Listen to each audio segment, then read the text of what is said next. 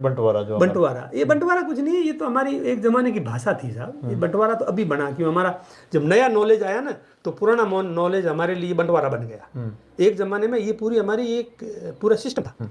इसको अभी तक हमको समझ में नहीं आया कि शूद्र होता नहीं है, शूद्र पैदा होता है माँ के पेट से। हाँ, जाति से नहीं होता, जाति से नहीं होता है।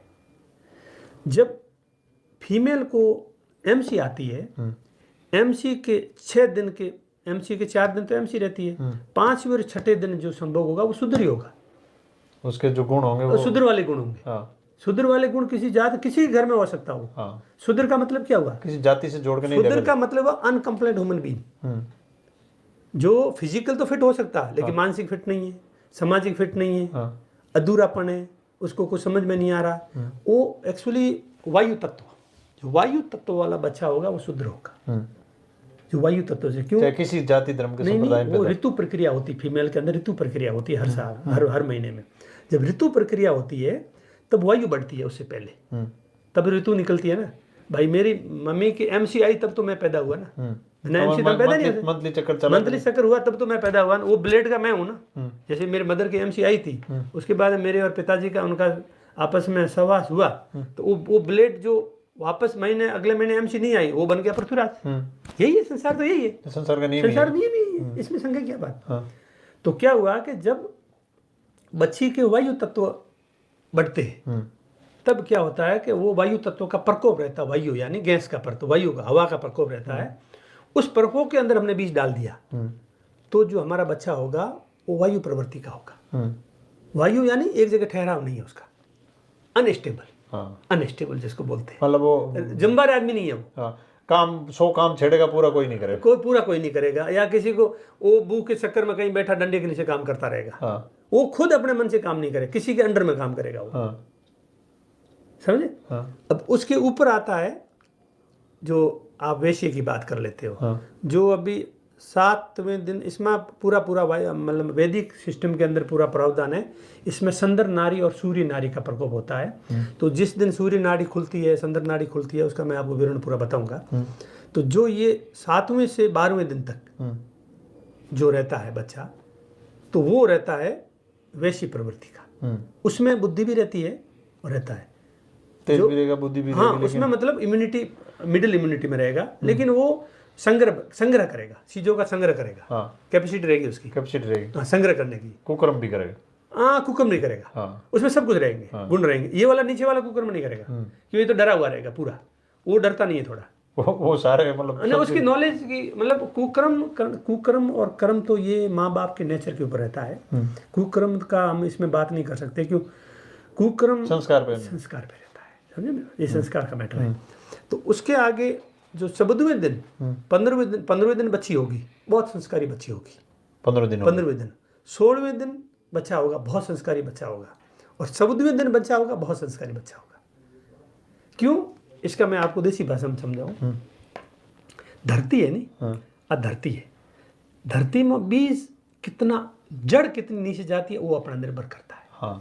तो वो क्या करती है, जो फीमेल होती है ना, फीमेल में उपजाऊपन बढ़ जाता है 15वें दिन, 16वें दिन और 14वें दिन उपजाऊपन बढ़ जाता है। उपजाऊपन बढ़ने से क्या होता है, जड़ ऊंडी जाती है। जब जड़ ही ऊंडी जाएगी तो बाद में आपको तकलीफ नहीं, गुड रही है जो जड़ ऊंडी चली जाती है। तो ये वहाँ उपजाऊपन, ये प्रकृति है, फीमेल प्रकृति है, नेचर के साथ उनका तलाव है। तो वो जितनी फीमेल का गर्भाशय मजबूत होगा और शांत होगा, उतना ही अच्छी औलाद पैदा होगी। तो वहाँ तो वायु खत्म हो जाती है, बहुत शांत गर्भाशय रहता है।